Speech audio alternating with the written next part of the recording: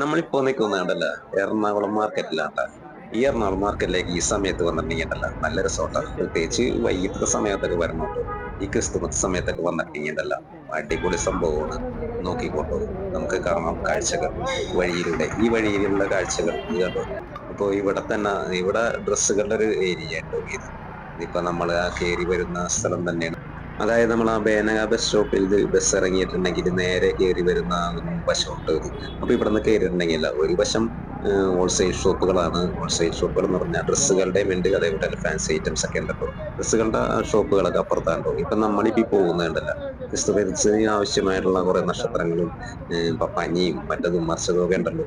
അപ്പൊ അതിനെയൊക്കെ വാങ്ങിക്കണം. അതേപോലെ തന്നെ സ്ത്രീയൊക്കെ അലങ്കരിക്കാനുള്ള സംഭവങ്ങളൊക്കെ അതൊക്കെ വാങ്ങിക്കാൻ വേണ്ടിയാട്ടോ നമ്മളിപ്പോ നടക്കുന്നത്. അപ്പൊ ഇവിടം തൊട്ടാട്ടോ നമ്മുടെ ഈ അലങ്കാര വസ്തുക്കളൊക്കെ ഉള്ളത്. ഇത് നോക്കിയ നക്ഷത്രങ്ങളും അങ്ങനെയുള്ള കാര്യങ്ങളൊക്കെ ഇവിടം തൊട്ടാണ് തുടക്കം. ഇവിടെ നിന്ന് തിരക്ക് ആയി വരുന്നേ ഉള്ളൂ. ഒരു 6 മണി 6:30 ടൈം ആയിട്ടുണ്ട് ഞാനിപ്പോ എത്തിയ സമയം കേട്ടോ.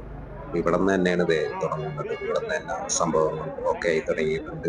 അപ്പൊ നമുക്ക് നോക്കാം ഇവിടുത്തെ ഓരോരോ സംഭവങ്ങൾ എന്തൊക്കെയാണെന്നുള്ളത്. കട്ടുന്ന കണ്ണാടി 50 രൂപ, കട്ടുന്ന കണ്ണാടി 50 രൂപ. 50 രൂപ. ഇതെല്ലാം 50 രൂപ. ഇതാ കത്തുന്ന കണ്ണാടി വേറെയാണ്. ആ, കത്തുന്ന വേറെയാണ്. ഇത് വേറെ എടുത്തിട്ടാണല്ലോ. അപ്പൊ പുറത്തേക്ക് പോയപ്പോ ഞാൻ ഇവിടെ നിന്നാണ്. ഇതൊക്കെ എത്ര ഇത് 50 രൂപ എല്ലാനും ജാക്കറ്റ്. ഇതാ 10 piece 50, 10 piece 50, 10 piece 50, 10 piece 50. 10 piece ഉണ്ട് 50. ഇതാ 10 piece 50, 10 piece 50, 10 piece 50, 10 piece 50, 10 piece 50. ഇതാ 10 piece 50, 10 piece 50. 6 piece 100. 6 piece 100. 10 piece കിട്ടോ 100 രൂപ അല്ലേ? 10 പീസ് കിട്ടോ? 8 പീസ് കിട്ടും. 100 8 piece mixing. Mixing 8 piece 100 mixing. Mixing 6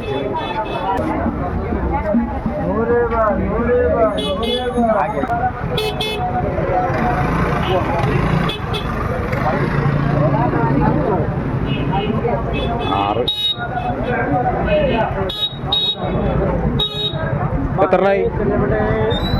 എത്രയായില്ലേ? എത്രയാണ്? ഞാൻ ഇവിടെ വർക്ക് ചെയ്യുമ്പോൾ അവിടെ നിർത്തിയെന്നാണ്. എത്രയാണ് അവിടുത്തെ കട മാറ്റി അതിന് 150 രൂപ. 150. വേറെ ഐറ്റം വന്നിട്ട് കുറവാ.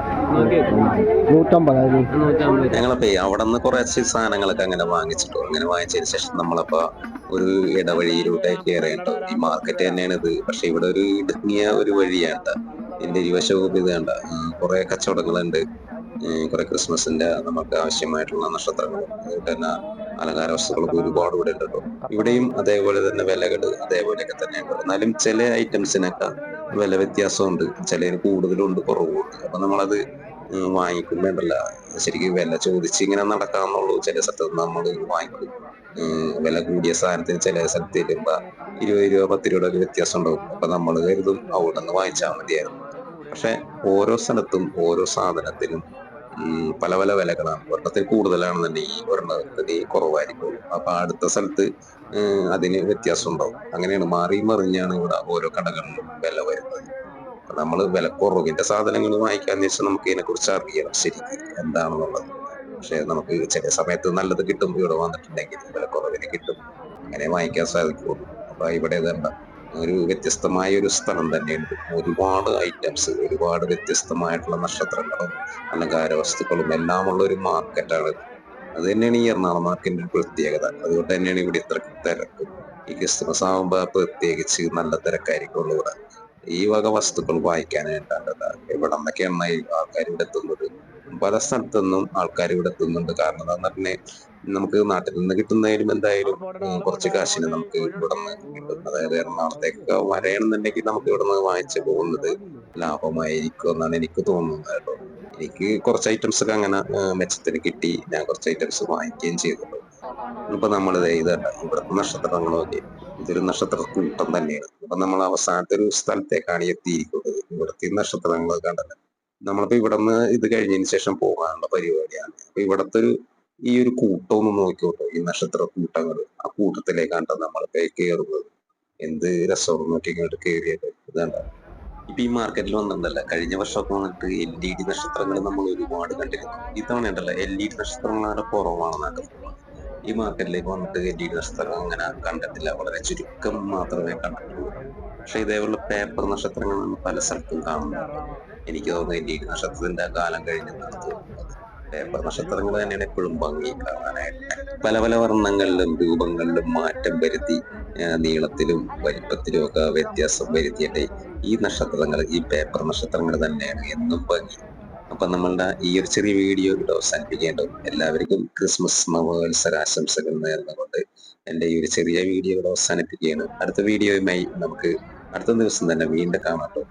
അതുവരെ എല്ലാവർക്കും ഗുഡ് ബൈ.